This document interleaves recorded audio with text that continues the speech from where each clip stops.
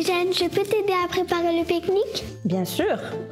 Tu peux chercher le jus du réfrigérateur, s'il te plaît? Oh, mets-le plutôt dans la glacière. Pourquoi je vais le mettre dans la glacière? C'est une bonne question. Et si on allait au labo pour y répondre?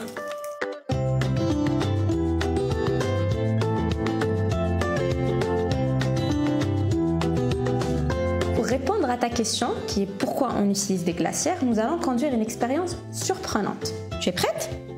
Oui. Ok, tu as devant toi 2 blocs qui ont l'air identiques. Prends-les dans tes mains et dis-moi si tu trouves qu'ils ont des différences quand même. Celui-là de ma main, il est un peu froid. Et celui-là de ma main, il est un peu chaud. Très bien. Et une autre différence? Le poids, par exemple? Celui-là, il est lourd et celui-là, il n'est pas lourd. Si on place un glaçon sur chacun des 2 blocs, lequel, à ton avis, va le faire fondre rapidement? Tu penses que celui qu'on a senti chaud va le faire fondre plus rapidement? Ok. Oui. Donc, on va placer le plastique et commence par placer un glaçon sur celui-là. Très bien. Vas-y, prends un autre glaçon et place-le ici. Et on observe. Qu'est-ce qui se passe? C'est celui-là qui fond rapidement. Pourquoi? Pourtant, il était froid.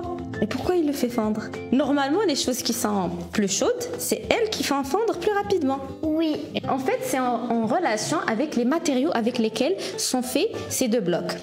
Celui-là est fait en métal et celui-là, il est fait en plastique. Ce qui est encore plus étonnant, c'est que tous les 2, ils ont exactement la même température, qui est la température de la pièce.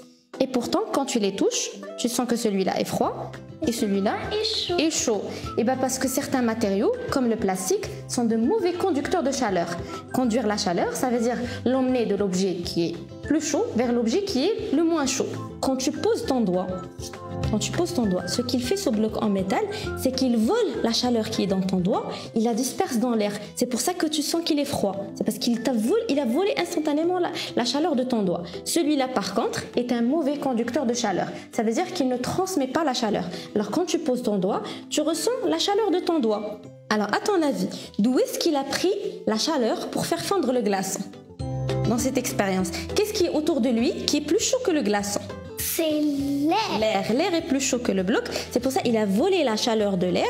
Il l'a utilisé pour faire fondre le glaçon. Ah, c'est pour ça qu'on utilise la glacière. Parce que ça ne vole pas la chaleur des objets.